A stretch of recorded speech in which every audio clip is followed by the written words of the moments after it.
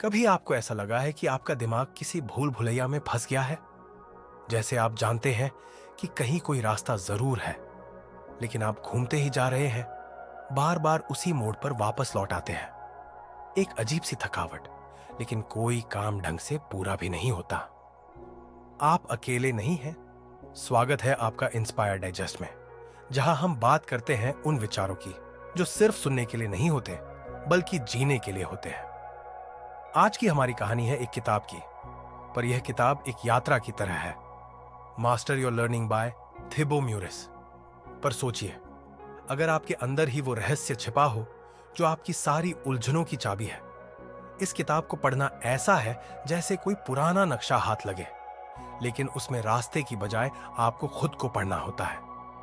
थिबो म्यूरिस इस किताब में एक बड़ा सरल लेकिन गहराई से भरा सवाल उठाते हैं।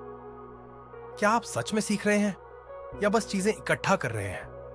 अब जरा एक पल के लिए सोचिए, जब आप कुछ सीखते हैं, नया हुनर, नई जानकारी, नया विचार, तो क्या वो वाकई आपके भीतर उतरता है या बस कुछ पन्ने पलटे और आगे बढ़ गए?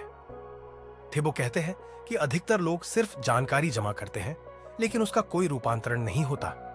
वो सिर्फ कलेक्टर बन जाते हैं, एक बौद्धिक कबाड़ी खाना जहां ज्ञान है पर अनुभव नहीं। इसीलिए किताब की शुरुआत में ही लेखक हमें रोकते हैं, जैसे कोई पहाड़ी रास्ते पर चलते चलते आपको अचानक पकड़ ले और कहे, रुकिए, ये वही रास्ता है जो बार बार घूमकर वहीं आता है।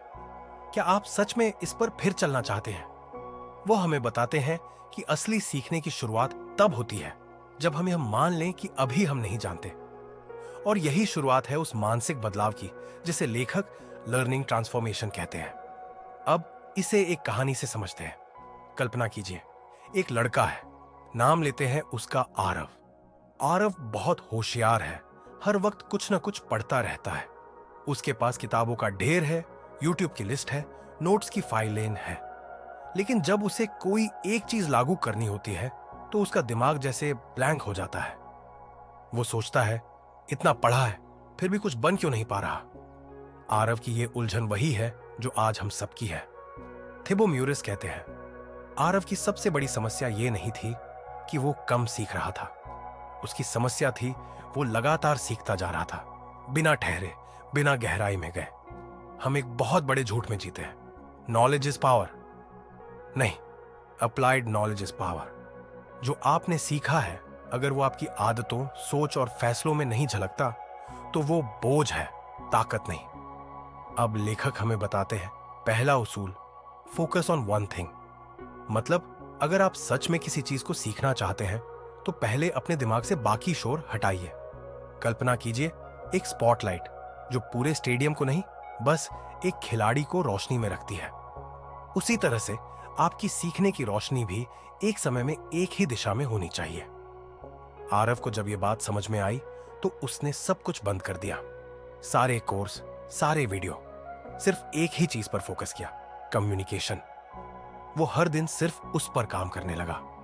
धीरे धीरे वो फर्क दिखने लगा, बोलने का तरीका बदलने लगा। थिबो कहते हैं, सीखने की शुरुआत तब होती है जब हम कुछ छोड़ने का साहस करते हैं। अब आता है दूसरा उसूल, रेपिटेशन विथ रिफ्लेक्शन। सीखना सिर्फ रिपीट करना नहीं होता।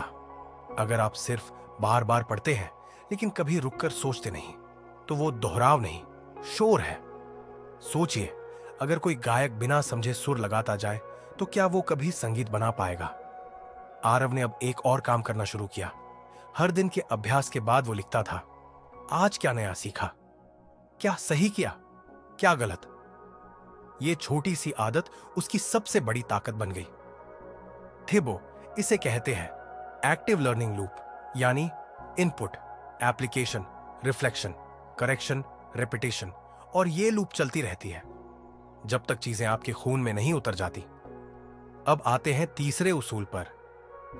इमोशनल कनेक्शन सीखना सिर्फ मस्तिष्क का काम नहीं होता, दिल भी जुड़ा होना चाहिए। क्या आपने कभी किसी चीज को सिर्फ इसलिए जल्दी सीखा क्योंकि वो आपको पसंद थी? थिब्बो कहते हैं, आपका मन जिस चीज से भावनात्मक रूप से जुड़ा होता है उसे पकड़ना आसान होता है। इसलिए आरव ने अब वो उदाहरण खोजने शुरू किए जो उसे रोचक लगते थे। जब वो कम्युनिकेशन सीख रहा था तो उसने फिल्मों के डायलॉग्स, अपनी पसंदीदा किताबों के पात्रों और पॉडकास्ट के हिस्से सुनने शुरू किए। अब वो सिर्फ तकनीक नहीं, एहसास भी सीख रहा था। सीखना अब बोझ नहीं, अनुभव बन गया था। आरव अब बदल रहा था। उसका कमरा अब किताबों के ढेर से खाली हो चुका था। एक डायरी, एक पेन और दीवार पर एक कागज, जहां लिखा था, आज मैं किस एक चीज को बेहतर बनाऊंगा। शुरुआत में उसे अजीब लगा। पहले तो पूरा दिन भाग दौड़, वीडियो नोट्स और कोर्सेज से भरा होता था। अब बस एक चीज पर ध्यान देना था। लेकिन धीरे धीरे उसे एहसास हुआ कि कम अधिक होता है। थिबो म्यूरिस इसी बात पर जोर देते हैं, हमें अपनी सीखने की भूख को नियंत्रित करना आना चाहिए। Over consumption is a trap disguised as productivity. अब जरा एक और कल्पना कीजिए। एक बहुत बड़ा बुफे टेबल है, हर व्यंजन लाजवाब, लेकिन अगर आप हर चीज एक ही बार में चखने की कोशिश करें तो क्या आप किसी स्वाद को याद रख पाएंगे? नहीं ना। बिल्कुल ऐसा ही होता है जब हम हर हफ्ते नई किताब, नया पॉडकास्ट, नया टूल लेने लगते हैं। थिबो हमें यह भी बताते हैं कि हमारा दिमाग सीखने से ज्यादा पार्क करने का काम करता है। मतलब हम जानकारी तो ले लेते हैं, लेकिन उसे किसी जगह व्यवस्थित नहीं कर पाते। नतीजा, दिमाग में जानकारी होती है, लेकिन कोई स्पष्ट रास्ता नहीं बन पाता। इसीलिए लेखक अगला उसूल लाते हैं, ऑर्गेनाइज योर लर्निंग। आरव अब एक नया अभ्यास शुरू करता है। वो हर हफ्ते के अंत में अपने पूरे सप्ताह का रिव्यू करता है। उसने एक खास नोटबुक बना ली है जहां वो 3 चीजें लिखता है। ऑन, इस हफ्ते क्या नया सीखा। दूसरी, कहां उसे इस्तेमाल किया। तीसरा, क्या दोहराना चाहिए, क्या हटाना। यह सुनने में साधारण लगता है, लेकिन थिबो कहते हैं, discipline is not sexy but it's the secret door. असल में यही छोटी छोटी आदतें हमें बड़ी समझ देती हैं। अब आरव सिर्फ सीख नहीं रहा था, वो खुद को पढ़ रहा था। लेकिन एक और चुनौती सामने आई, डिस्ट्रैक्शंस। जब भी वो गहराई से किसी विषय में डूबने की कोशिश करता, अचानक ही फोन की नोटिफिकेशन, सोशल मीडिया या पुराने पैटर्न उसे खींच लेते। थिबो का अगला उसूल यही मदद करता है, क्रिएट अ लर्निंग एनवायरनमेंट। सीखना सिर्फ मानसिक क्रिया नहीं है, ये एक वातावरण है, एक एनर्जी फील्ड जैसा। उन्होंने अपने जीवन में लर्निंग रिचुअल को एक पवित्र कार्य की तरह अपनाया। एक खास जगह, एक खास समय, एक खास अभ्यास। आरव ने अब अपना फोकस कॉर्नर बनाया, जहां कोई स्क्रीन नहीं, सिर्फ किताब, डायरी और टाइमर। हर दिन 25 मिनट का डीप लर्निंग स्प्रिंट और फिर 5 मिनट का ब्रेक। ये पोमोडोरो तकनीक तो आपने सुनी होगी, लेकिन यहां तो थिबो ने उसे रचनात्मक सीखने के लिए इस्तेमाल किया। 25 मिनट के उस लर्निंग स्प्रिंट में कोई फोन, कोई बात नहीं, बस एक ही टॉपिक, एक ही दिशा। और यहीं एक और रहस्य खुलता है, फ्लो स्टेट। थिबो कहते हैं, फ्लो तब आता है जब आप और आपका उद्देश्य एक हो जाते हैं। और यह फ्लो केवल मजेदार चीजों से नहीं आता, यह आता है जब आप चुनौतियों को स्वीकार करते हैं, जब आप अपने आराम क्षेत्र से बाहर निकलते हैं।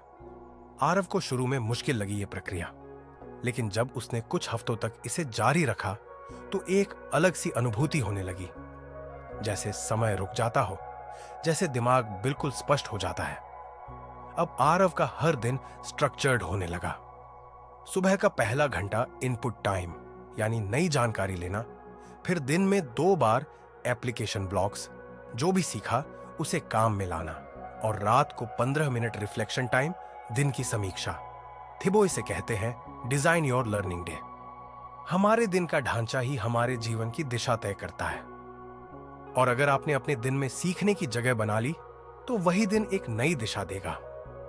अब बात करते हैं उसूल नंबर 5 की, अनलर्न टू लर्न। यह बात थोड़ी उलझी हुई लग सकती है, लेकिन ध्यान से सोचिए। हमारे दिमाग में कई पूर्व धारणाएं होती हैं। मुझे गणित नहीं आती, मैं जल्दी भूल जाता हूं, मैं पढ़ाई में अच्छा नहीं हूं।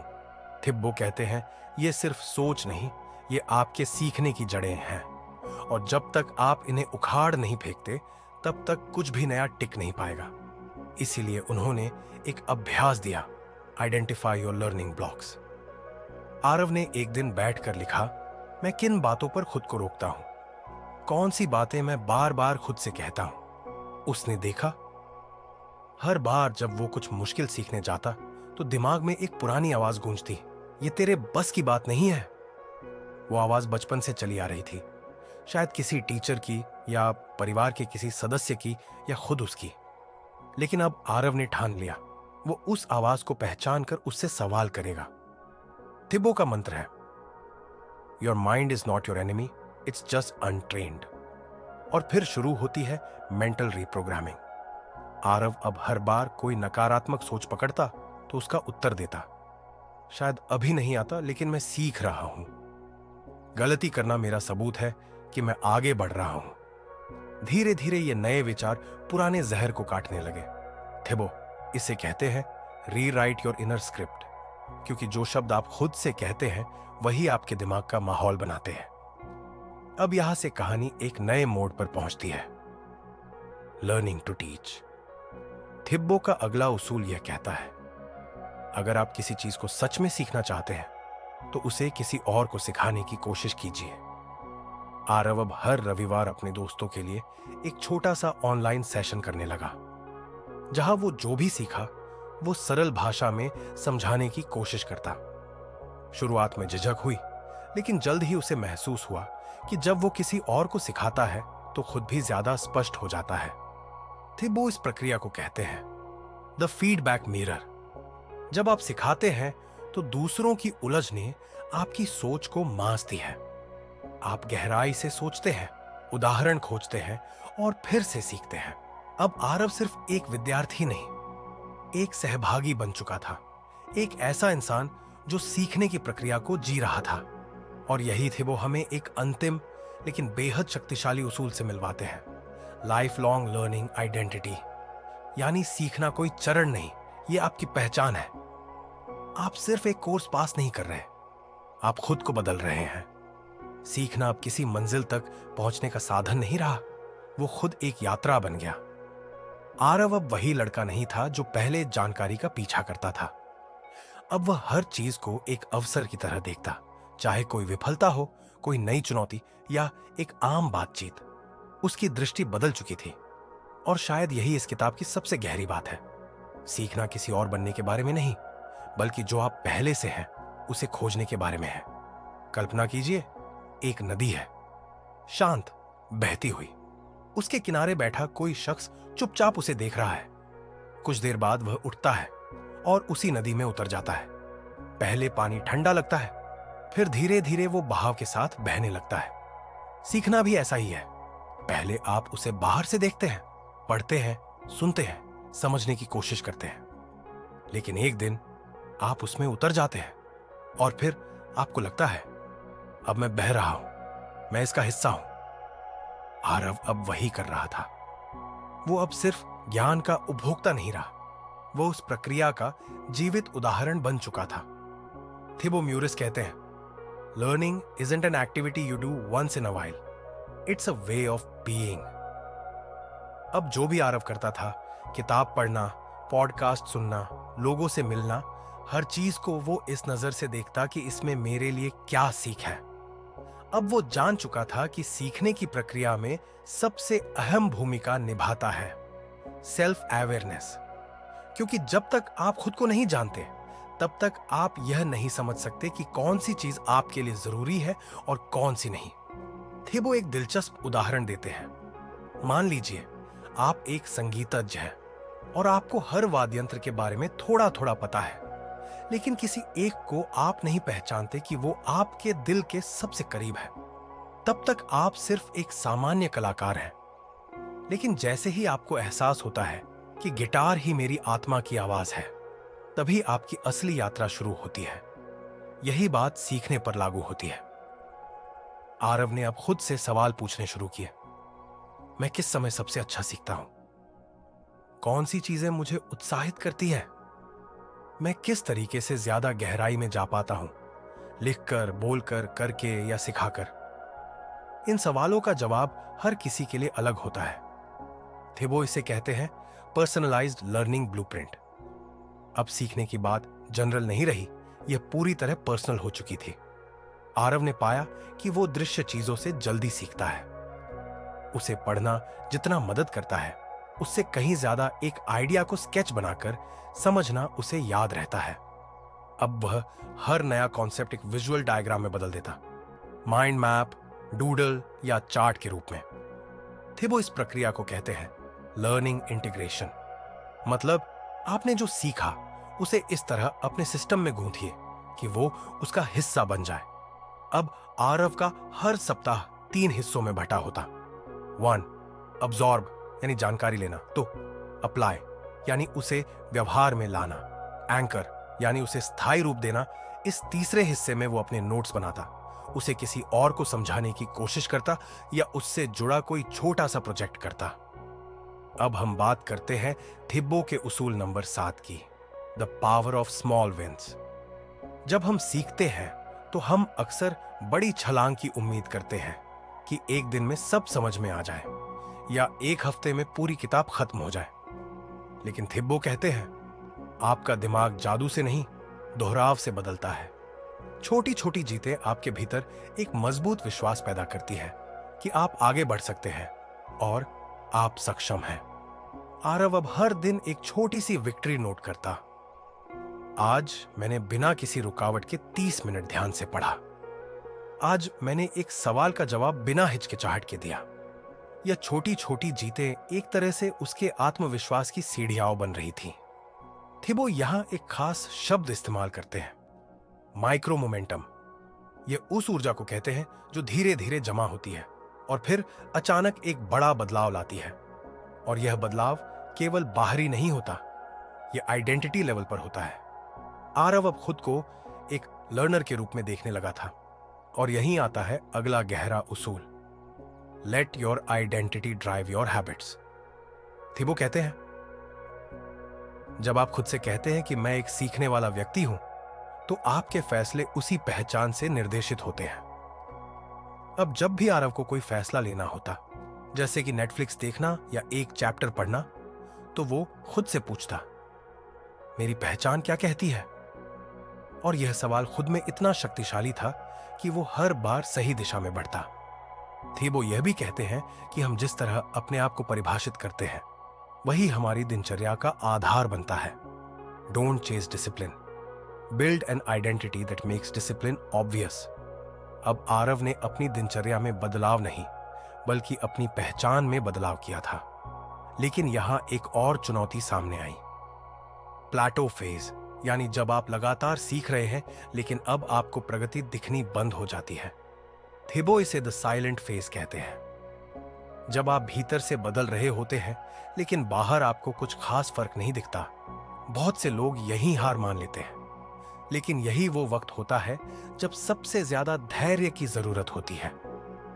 आरव ने यहां एक नई चीज अपनाई, ट्रैकिंग इनविजिबल प्रोग्रेस। उसने देखा कि अब वो जल्दी नाराज नहीं होता।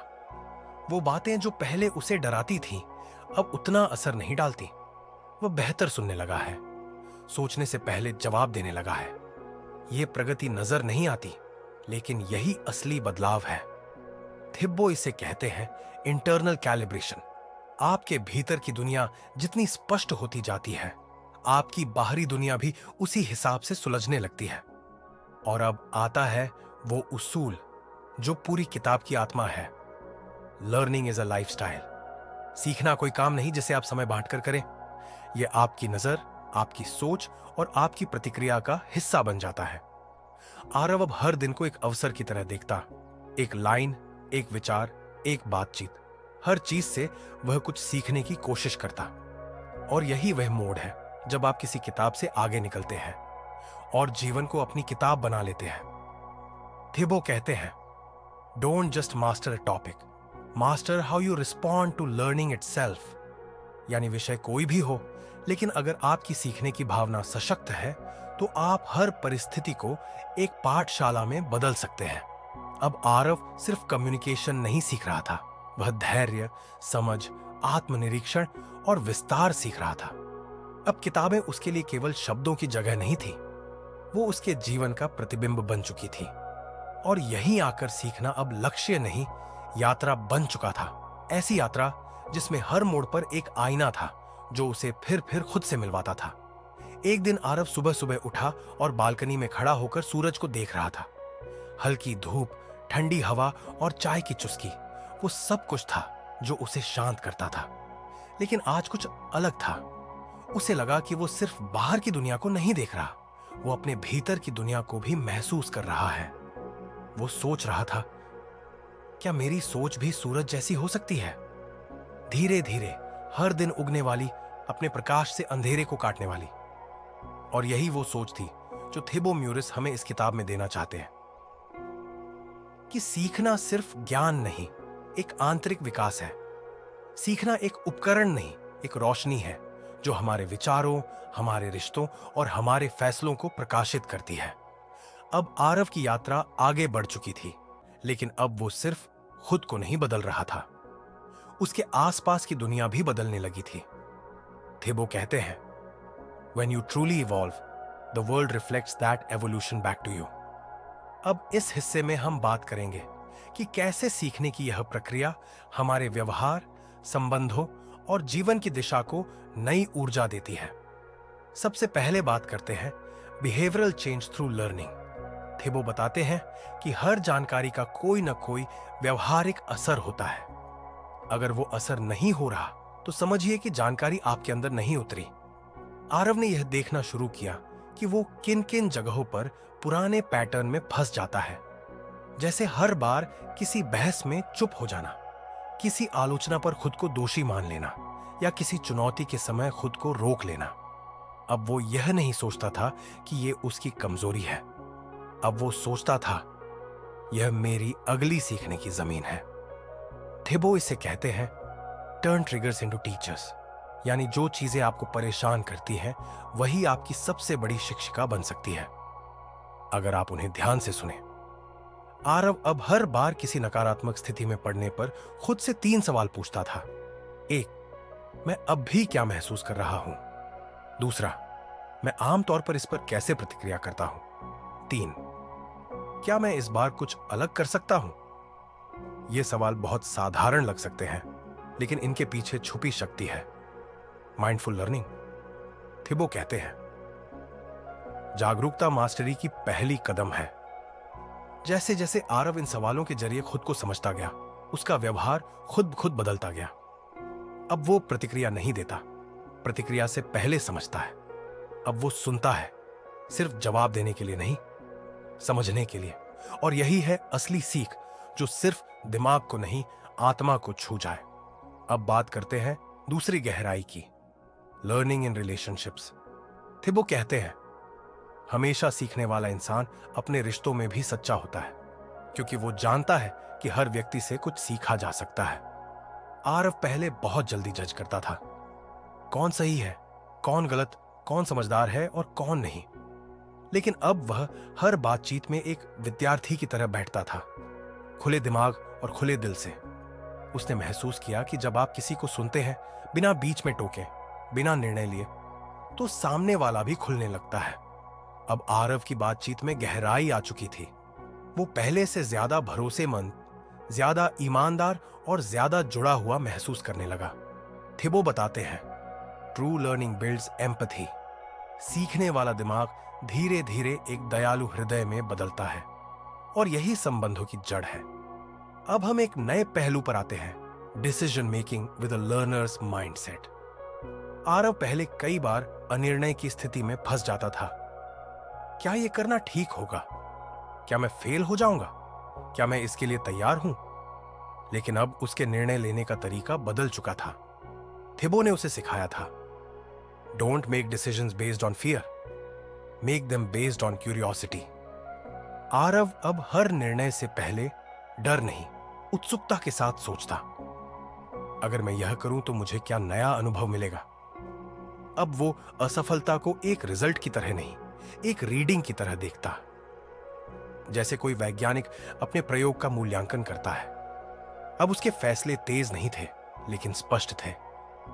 अब वो ना कहने में भी झिझकता नहीं था, क्योंकि उसे पता था हर ना किसी बेहतर हाँ के लिए रास्ता बनाता है। अब आते हैं सबसे महत्वपूर्ण हिस्से पर, life purpose through learning. Thebo कहते हैं, सीखना सिर्फ जानकारी के बारे में नहीं है, ये एकीकरण के बारे में है। When you integrate, you find purpose। Aarav ने यह समझ लिया था कि उसका मकसद केवल एक स्किल सीखना नहीं है, उसका मकसद है उस स्किल के जरिए खुद को खोज पाना। अब उसका सवाल यह नहीं था मुझे क्या सीखना है, अब उसका सवाल था मैं सीखकर किसे सेवा दे सकता हूं। और यही उसकी यात्रा भीतर से बाहर की ओर बढ़ने लगी। उसने छोटे छोटे सेशन लेने शुरू किए, कभी स्कूल में, कभी कॉलेज में, कभी ऑनलाइन, जहां वो नए नए लर्निंग मेथड सिखाता, स्टूडेंट्स को गाइड करता और खुद भी हर दिन कुछ नया सीखता। अब उसकी पढ़ाई में उद्देश्य था। थेबो यहां एक जरूरी अवधारणा बताते हैं, सर्विस बेस्ड लर्निंग। जब आप जो सीखते हैं वो किसी और के जीवन में मदद करता है, तभी वो असली ज्ञान बनता है। ज्ञान तब शक्ति बनता है जब वो बांटा जाए। अब आरव अपने लर्निंग जर्नल में एक नया सेक्शन जोड़ चुका था। आज मैंने किससे सीखा, मैंने किसे कुछ सिखाया, इससे किसे लाभ मिला। अब उसका सीखना एक सामाजिक दायित्व बन चुका था। अब वो सिर्फ अपने लिए नहीं सीखता था, वो उन सब के लिए सीखता था जो अभी इस रास्ते पर चलने की हिम्मत नहीं जुटा पाए थे। अब हम आते हैं उस हिस्से पर जो इस पूरी यात्रा का भावनात्मक केंद्र है, ग्रैटिट्यूड इन लर्निंग। थेबो कहते हैं, जब आप जो सीख रहे हैं उसके लिए आभारी होते हैं तो यह प्रभाव बढ़ जाता है। आरव ने एक नई आदत शुरू की। हर रात सोने से पहले 3 चीजें लिखता था जिनके लिए वह आभारी था, और उनमें से एक चीज हमेशा होती, आज जो मैंने सीखा। धीरे धीरे यह शुक्रगुजारी उसके सोचने के तरीके में उतरने लगी। अब वह हर कठिनाई को भी आभार से देखता था, क्योंकि वह जानता था यही उसके सीखने की असली प्रयोगशाला है। अब अगर कोई आलोचना करता तो वो रक्षात्मक नहीं होता, वो सुनता था, सोचता था और मुस्कुराकर जवाब देता था। और यही है एक सच्चे विद्यार्थी की निशानी, जो हर बात में सीख देखता है और हर सीख में अवसर। अब उसकी यात्रा इस मुकाम पर थी जहां वो सीख रहा था, सिखा रहा था और हर दिन थोड़ा थोड़ा खुद को खोज रहा था। थेबो म्यूरिस की इस किताब ने उसकी आंखें नहीं, उसकी दृष्टि बदल दी थी, और शायद यही इस किताब का सबसे गहरा संदेश है।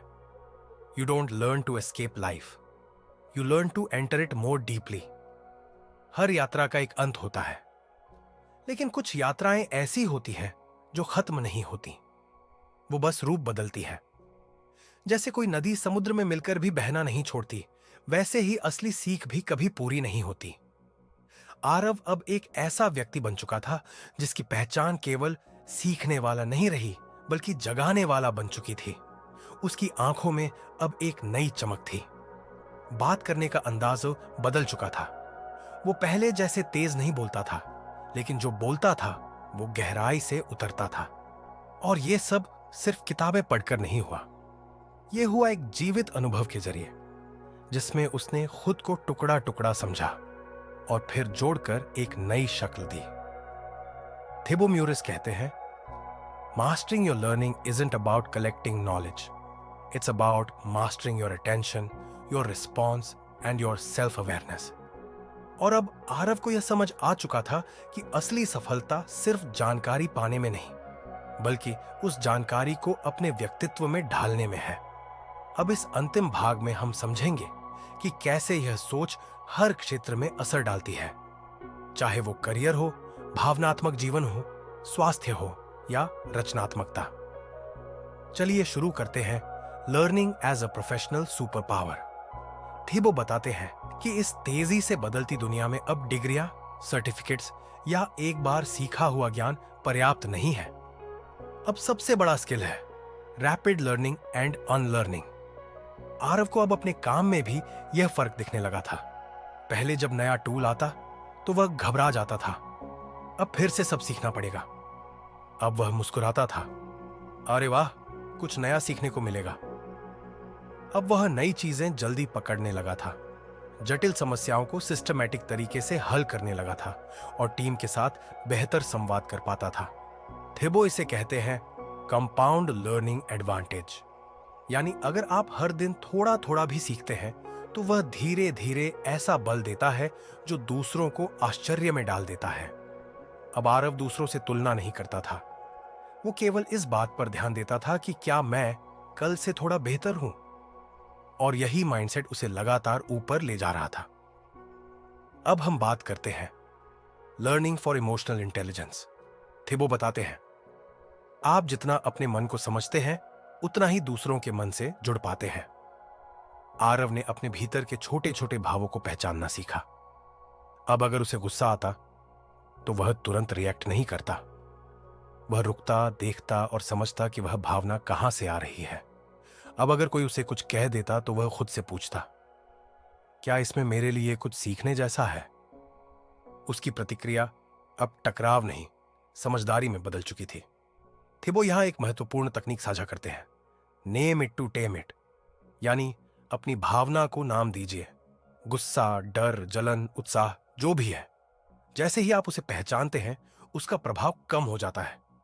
अब आरव के लिए भावनाएं कोई समस्या नहीं बल्कि संकेत बन चुकी थी।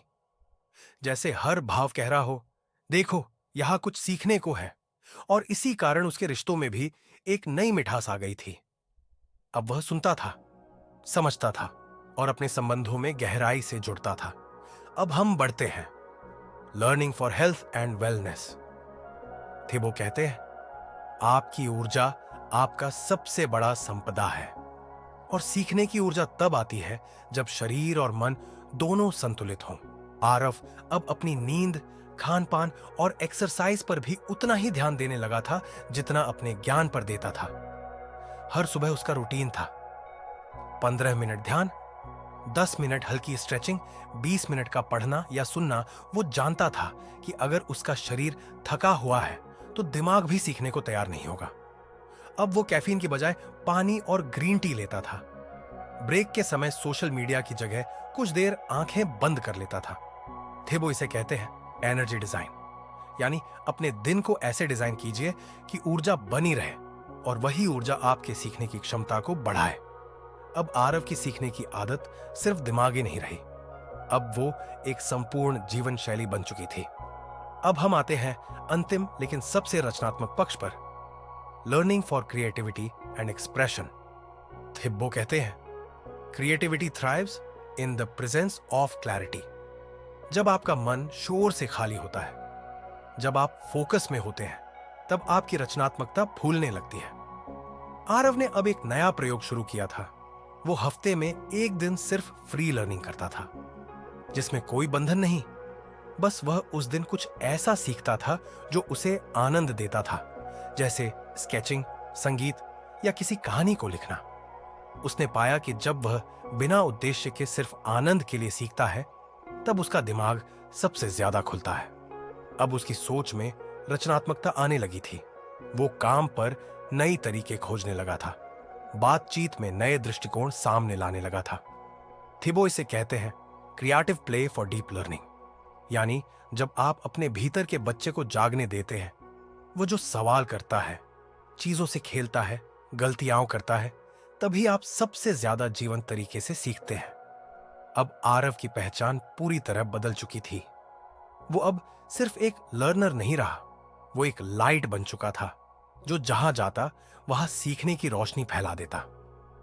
अब हम अंत में पहुंचते हैं उस बिंदु पर जहां थिबो कहते हैं, अंतिम लक्ष्य सीखने को नियंत्रित करने का यह नहीं है कि सब कुछ जानना, यह है कि कोई व्यक्ति बने जो हमेशा खुला हुआ, हमेशा जागरूक और हमेशा जीवित है।